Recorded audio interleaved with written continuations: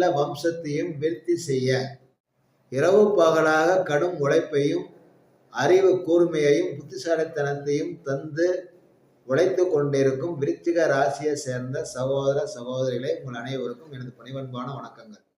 தகுந்த நபர்களை தகுந்த நேரத்தில் பயன்படுத்தி வாழ்வில் முன்னேற துடிக்கும் விருச்சிக ராசியை சேர்ந்த தோழர்களே, இந்த வாரம் உங்கள் ராசி அதிபனான செவ்வாய் உங்கள் ராசிக்கு 9ஆம் இடத்தில் நீச்சமடைந்து 9க்குரிய சந்திரன் ஆட்சி, நீச்ச பங்க ராஜ யோகம். யாரோ ஒரு அந்நிய நபரால் உங்களுக்கு இந்த வாரம் நன்மை கிடைக்க போகுது. எது வேணாலும் இருக்கலாம். தொழிலா இருக்கலாம், திருமணமா இருக்கலாம், நட்பா இருக்கலாம், சொத்தா இருக்கலாம், பணமா இருக்கலாம், அல்லது வீடு நிலம். உனக்கு என்ன? வடக்கு தெற்கு திசையில் அந்நிய நபர்களால் எதிர்பாராத விதமாக உங்கள் வாழ்நாளில் ஒரு நல்ல திருப்பத்தை உருவாக்குற வாரமாக, அதிலும் 6ஆம் தேதி 7ஆம் தேதி 8ஆம் தேதி இந்த 3 தேதிகளை, அதாவது வரும் ஞாயிற்றுக்கிழமை, திங்கட்கிழமை, செவ்வாய்க்கிழமை, இந்த 3 நாட்களில் ஒரு நாளில் நிச்சயம் சூழ்நிலை உருவாகும். அந்த கிரகங்கள் அப்படியே கொண்டு வந்து உங்கள் மடியில் வைத்து விட போவதில்லை. சூழ்நிலையை உருவாக்கும். நீங்கள் அதை எடுத்துக் கொள்கின்றீர்களா, பயன்படுத்திக் கொள்கின்றீர்களா, அல்லது கடந்து சென்று விடுகின்றீர்களா? அது உங்களுடைய கையில். உங்களுக்கு நடக்கின்ற திசா புத்தி அந்தாரத்தை பொறுத்துதான். ஆனாலும் கோச்சார கிரகங்கள் செய்யும். திசா புத்தி அந்தாரம் வழியினாக நடத்தும். கோச்சார கிரகங்கள் அதற்கு துணை செய்யும். இவ்வளவுதான். அறிகுறி காட்டும். பெரும் மழை, பெரும் வெள்ளம் வருவதற்கு முன்பாக எப்படி ஒரு சிறு தூறல் போல் ஆரம்பிக்குதோ, அதுபோல கோச்சார கிரகங்கள் ஒரு சிறு தூறல் போல உங்கள் கண் முன்னால் காட்டும். அதை பெரும் வெள்ளமாக மாற்றிக்கொள்வதும் மாற்றிக்கொள்ளாததும் உங்கள் கையில். இந்த ராஜயோகத்தால் வடக்கு தெற்கு திசையில் இருக்கும் பெரிய மனிதர்கள், அவர்களுடைய உதவி உங்களுக்கு கிடைக்கும். சிபாரிசு செய்வார்கள். தொழில் உத்தியோகம் பதவி உயர்வு ஏற்படும். புதிய நட்பு சிநேகிதம் உருவாகும். மேல் அதிகாரிகளின் ஆதரவு கிடைக்கும். அவர்கள் மூலியமாக சில நன்மைகள் நடக்கும். அரசு அதிகாரிகள் பதவி உயர்வு இடமாற்றம் எதிர்பார்த்தால் கிடைக்கும். அரசு வேலைக்கு முயற்சி செய்து கொண்டிருக்கும் சகோதர சகோதரர்களுக்கு வாய்ப்புகள் உருவாகும். இல்லாத சகோதர சகோதரர்களுக்கு குழந்தை பாக்கியம் உருவாகும். குறிப்பா பெண் குழந்தை உருவாகும். இஷ்ட தெய்வம் கோயில் கட்டணுமா, சிலை வைக்கணுமா, இல்லை போய் பூஜை புனஸ்காரம் பண்ணணுமா, வேண்டுதலை நிறைவேற்றணுமா நடக்கும். ஆனா கையில பணம் மட்டும் புலகாட்டம் இருக்காது. கடன் வாங்குவீங்க. காரணம், ராசிக்கு 2ல மாந்தி உட்கார்ந்து இருக்கு இந்த வாரம். 11ஆம் அதிபதியான புதன் கேதை அமர வைத்து விட்டு நீச்சத்துக்கு போவதால், குரு பகவான் பாதகாதிபதி சந்திரனான ரோகிணி நட்சத்திரம் 4ஆம் பாதத்தில் விருச்சிக ராசிக்கு 7ஆம் இடத்தில் அமர்ந்திருக்கு. ஆனா 2ஆம் இடத்தில் குரு வீட்டில் மாந்தி அமர்ந்திருக்கு. 11க்கு உண்டான புதன் நீச்சத்துக்கு போயிருக்கு. அதனால தேவைகளுக்காக, அத்தியாவசிய முக்கியமான தேவைகளுக்காக கடன் வாங்குற மாதிரி வந்திருக்கு. வாங்கலாமா வேண்டாவா? வாங்கலாம். வாங்கி செலவு பண்ணுங்க. ஏன்னா இந்த வாரத்துல வடக்கு தெற்கு திசையில பெரிய மனிதர்கள், பெரிய அதிகாரிகள், மேல் அதிகாரிகள், அவர்கள் மூலியமாக உங்களுக்கு நன்மைகள் நடக்க போகுது. அடுத்து வரும் ராகு கேது பெயர்ச்சி, குரு பெயர்ச்சி உங்கள் ராசிக்கு 4 10ஆம் பாவமாக அமரப் போகின்றது. நீண்ட கால கடன்கள் மூலியமாக, அதாவது 4 வருஷம் 5 வருஷம் 6 வருஷம் 7 வருஷம் கட்டுற மாதிரி நீண்ட கால லோன் கடன் வாங்கி நிலத்தின் பேர்ல, வீட்டின் பேர்ல போடலாம். அசையா சொத்தின் பேர்ல போடலாம். எந்த காரணத்துக்கும் தொழில் மேல போட வேணாம். உத்தியோகம், வேலை, அடிமை வேலை அவர்களுக்கு எந்த பிரச்சனையும் இல்லை. அவங்களுக்கு அடுத்தடுத்து வளர்ச்சி இருக்கு.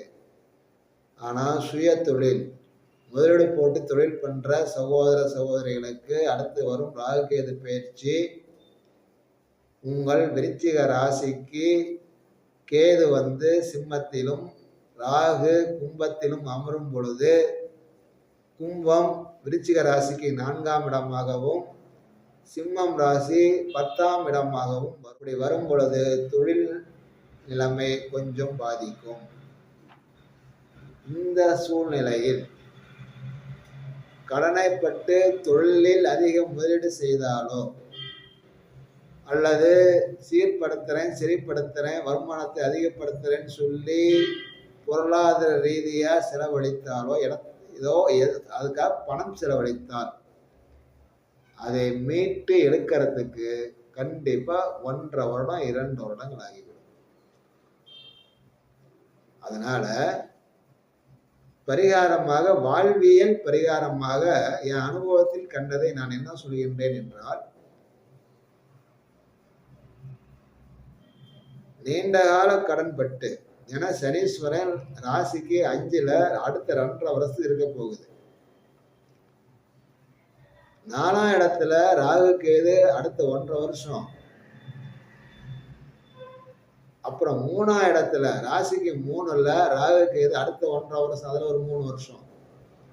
அப்ப குறைஞ்சபட்சம் 3 வருடங்களுக்கு ராகு கேது சனி இந்த 3 கிரகங்களுடைய சுகஸ்தானங்களிலே அமருகின்றது. சனி ராகு சுகஸ்தானத்தில் அமர்ந்த சுகங்களை கெடுக்கும். அந்த சுகத்தை எந்த வகையில் கெடுத்துக் கொள்ளலாம் நாமளே முடிவு பண்ணிடலாம். கிரகங்கள் அதான் தரும், சாய்ஸை தந்துடும். கடன் வாங்கி வட்டி கட்டி, கடன் கட்டி, கந்து கட்டி அல்லது டியூ கட்டி மாசம் சம்பளத்துல கட்ட கட்ட கட்ட கட்ட வருத்தமும் வேதனையும் மன உளைச்சல் வந்துட்டு தான் இருக்கும். இதுதான் தீர்வு, இதுதான் பரிகாரம். சரி, அப்படி கடன் வாங்கி தொழில போட்டு தொழில் ஆரம்பிக்கலாமா? அழிச்சு போற கேது உட்காந்துருக்கு, அதனால வளர கூடாது, கெடுத்து போடும். அதனால தொழில போடக்கூடாது. சரி, வேற என்னதான் பண்ணலாம்? ஒன்றே ஒன்றுதான், அசையா சொத்து, வீட்டு மனை வாங்கி வீட்டு மனையின் பேர்ல முதலீடு செய்து விட்டு அமைதியா அடுத்த ஒரு 3-4 வருடங்களுக்கு கடனை கட்டி கொண்டு வரலாம்.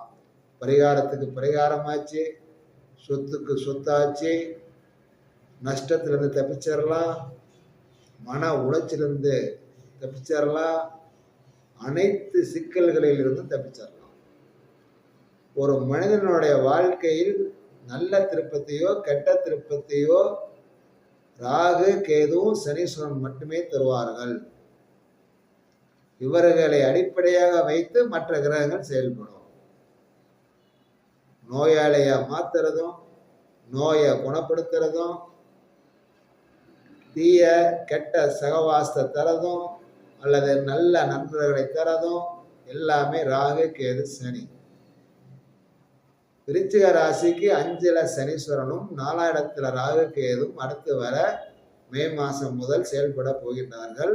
அதனால் குடியிருக்கிற இடம் மாறுற மாதிரி வரும், தொழில் பண்ற இடம் மாத்துற மாதிரி வரும். சரியா? பங்காளிங்கள்கிட்ட, அண்ணன் தம்பிங்கள்கிட்ட வீட்டை வச்சு, நிலத்தை வச்சு, குழந்தைங்களை வச்சு பிரச்சனை வரும். அதனால நண்பர்களே, வீடு கட்டுறீங்களா? கட்டுங்க. பழைய வீட்டை இடிச்சு விட்டு புதுசா கட்ட ஆரம்பிக்கிறீங்களா? சந்தோஷமா கட்டுங்க. அது பரிகாரம். கட்டி முடிக்க முடியாது, 2 வருஷம் ஆகும், தப்பு இல்லை, பரிகாரமாக மாறி 6ஆம் தேதி, 7ஆம் தேதி, 8ஆம் தேதி, 9ஆம் தேதி, 10ஆம் தேதி, 11ஆம் தேதி மொத்தம் 4-5 நாட்களும் சரி, உங்கள் வாழ்க்கையில் முன்னேற்றம் அடைவதற்குரிய அற்புதமான நாட்களாக வரப்போகின்றது. உங்களுக்கு குடும்பத்தையும் தொழிலையும் பணத்தையும் தர வேண்டிய குரு பகவான் ராசிக்கு 9க்கு உண்டான சந்திரனின் நட்சத்திரத்தில் அமர்வதால், ரோகிணியில் அமர்வதால் சின்ன சின்ன குறைகள் உள்ள வரன் அமைய வாய்ப்பு இருக்கு. நீண்ட காலமாக திருமணம் ஆகாமல் தடைப்பட்டு கொண்டிருக்கும் அல்லது தோஷங்களால் மாங்கல்ய தோஷம், நாகா தோஷம், செவ்வாய் தோஷம், இந்த மாதிரி தோஷங்களால் பாதிக்கப்பட்டு கொண்டிருக்கும் விருச்சிக ராசியை சேர்ந்த சகோதர சகோதரிகளே, 6ஆம் தேதி, 7ஆம் தேதி, 8ஆம் தேதி, 9ஆம் தேதி, 10ஆம் தேதி, 11ஆம் தேதி, அதாவது ஞாயிற்றுக்கிழமை முதல் வெள்ளிக்கிழமை வரை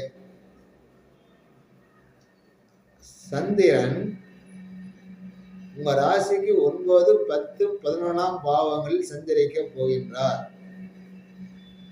அப்படி சஞ்சரிக்கும் பொழுது